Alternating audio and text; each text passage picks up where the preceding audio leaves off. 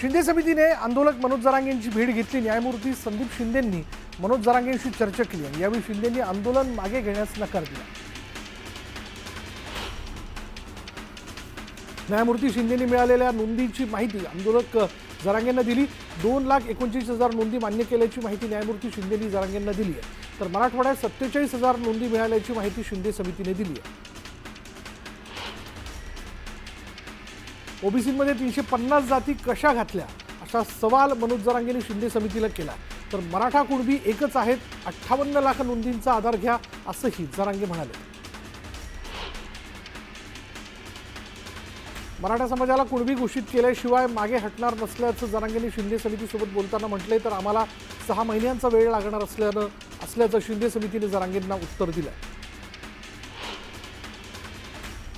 पुढच्या शनिवारी रविवारी एकही मराठा घरी दिसणार नाही, तुमच्या हातात 6 ते 7 दिवस असल्याचं जरांगेंनी शिंदे समितीला म्हटलंय। आदेशाची अंमलबजावणी झाल्याशिवाय मागे हटणार नसल्याचं जरांगेंनी म्हटलंय। उद्यापासून प्रमाणपत्र वाटपाला सुरुवात करण्याची मागणी जरांगेंनी केली आहे। सातारा हैदराबाद गॅझेटियरनुसार प्रमाणपत्र देण्याची मागणी जरांगेंनी शिंदे समितीला केली आहे। बॉम्बे आणि औंध गॅझेटियरला वेळ देण्यास तयार असल्याचं जरांगेंनी म्हटलंय, तर हैदराबाद आणि सातारा गॅझेटियर लागू करण्यासाठी वेळ देणार नसल्याचं जरांगे म्हणाले। सरकार उगा शिंदे समितीला पुढे करत असल्याचा आरोप जरांगेंनी केला आहे। शिंदे समितीला पाठवणं म्हणजे सरकारचा आणि राज्याचा अपमान असल्याचं जरांगेंनी म्हटलंय। मराठा आरक्षणासंदर्भातील सर्व प्रश्नांची उत्तरं शिंदे देतील, जरांगे परत का आले याचंही उत्तर शिंदेच देऊ शकतील असं सूचक विधान राज ठाकरेंनी केलं। मागे शिंदेच आंदोलकांना भेटायला गेले होते आणि त्यामुळे मुंबई बंद का पडली हे शिंदेच सांगतील असं राज ठाकरे म्हणाले। मराठा आरक्षणावर शरद पवारांनी महत्त्वपूर्ण भाष्य केलं। तामिळनाडू सारख्या राज्यात 72% आरक्षण देऊन ते न्यायालयातही टिकवलं गेलं। घटनेत बदल करण्याची भूमिका घेतली तरच मराठा आरक्षणाचा प्रश्न सुटू शकतो असं शरद पवार म्हणाले। झुंडशाहीनं आरक्षण घेता येत नाही, आम्ही ओबीसीतून आरक्षण मिळू देणार नाही असा इशारा ओबीसी नेते लक्ष्मण हाकेंनी दिला। महाराष्ट्रात प्रचंड दहशतीचं वातावरण निर्माण केलेलं आहे अशी टीकाही हाकेंनी केली। आझाद मैदान परिसरात दुसऱ्या दिवशी मोठ्या संख्येने मराठा आंदोलक जमले।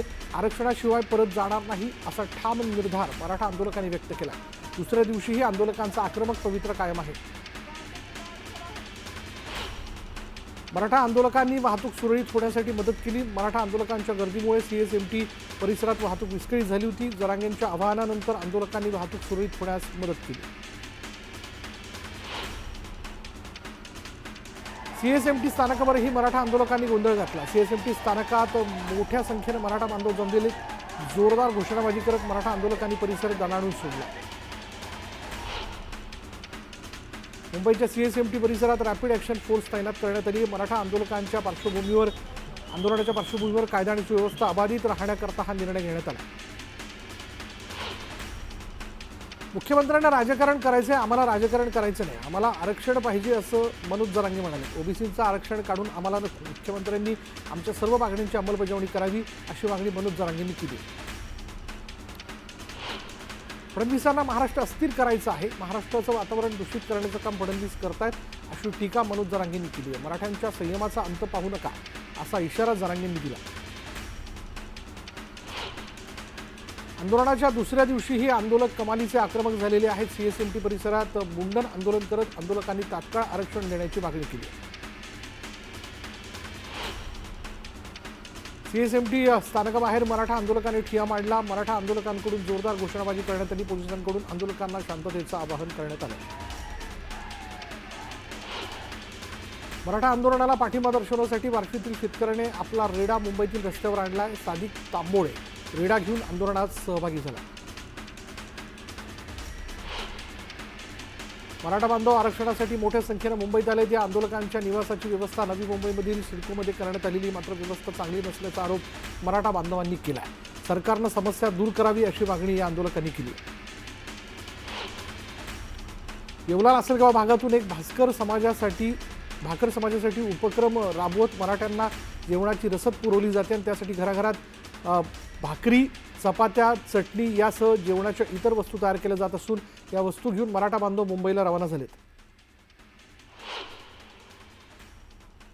साताऱ्याच्या माण तालुक्यातील सकल मराठा विद्यार्थी संघटनेच्या वतीनं मराठा आरक्षणासाठी दहिवडी इथे भूमिका जाहीर.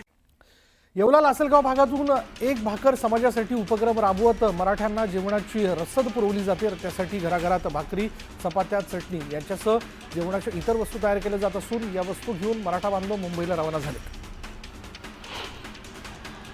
साताऱ्याच्या माण तालुक्यातील सकल मराठा विद्यार्थी संघटनेच्या वतीनं मराठा आरक्षणासाठी दहिवडी इथे मोर्चा काढून प्रशासनाला आपल्या मागण्यांचं निवेदन देण्यात आलं. हलगीच्या कडकडाटात जोरदार घोषणाबाजी करण्यात आली. राज्यात सुरू असलेला गणेशोत्सव आणि मुंबईतील मराठा आरक्षण आंदोलन यामुळे सर्व पोलिसांच्या रजा रद्द करण्यात आलेल्या. सुट्टीवर गेलेले सर्व पोलीस कर्मचारी अधिकारी यांना तातडीने ड्युटीवर रुजू होण्याचे आदेश देण्यात आले आहेत. मराठा आंदोलनासाठी मोठ्या प्रमाणात आंदोलक मुंबईत आल्यानं बंदोबस्तासाठी सध्याची संख्या अपुरी पडते, त्यामुळे हा निर्णय घेतला गेल्याची माहिती आहे. नागपुरात राष्ट्रीय ओबीसी महासंघाच्या वतीनं साखळी उपोषण करण्यात आलं. मराठा समाजाला ओबीसीमधनं आरक्षण देण्यास राष्ट्रीय ओबीसी महासंघाने विरोध दर्शवला. जाहीर करावी, त्यांच्या पक्षाने जाहीर करावी. आणि दुसरा मुद्दा, महाराष्ट्र सरकारनं ओबीसी आरक्षणाला धक्का लागत नाही असं वेळोवेळी सांगितलंय, तर तो कसा धक्का लागत नाही याचं उत्तर आम्हाला येऊ घातलेल्या 2 दिवसात महाराष्ट्र सरकारनं द्यावं असं आम्ही दुसरा ठराव मांडलेला आहे. तिसरा ठराव ॲडव्होकेट मंगेशजी ससाने मांडतो. या संदर्भामध्ये गेल्या 2 ते 3 दिवसापासून मुंबईमध्ये मनोज जरांगेंचं जे आंदोलन चालू आहे आणि ओबीसी मधून आरक्षण देण्याची मागणी त्यांची होतीये आणि त्यांना पाठिंबा द्यायला सर्व पक्षीय आमदार खासदार तिथं उघडपणे भूमिका घेतात आहे.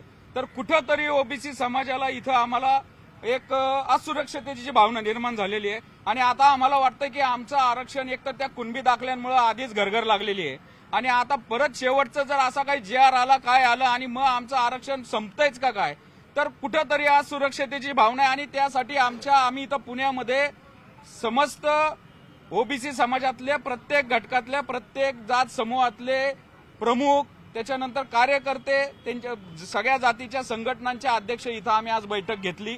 आम्ही 2 ते 3 तास चर्चा केली आणि या माध्यमातून आम्ही या संदर्भामध्ये महाराष्ट्रातल्या तालुक्यातून ओबीसी एकीकरणाची, ओबीसीची संघर्ष यात्रा आम्ही चालू करण्याचं आज आमचं ठरलेलं आहे.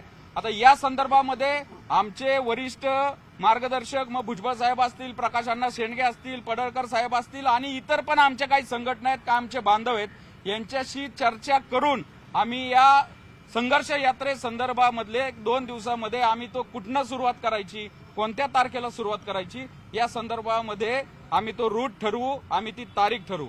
तर या सगळ्या याच्यातनं ओबीसीच्या आरक्षणाचं संरक्षण करण्याची आता आम्ही हा एल्गार केलेला आहे, ही वज्रमूठ केलेली आहे.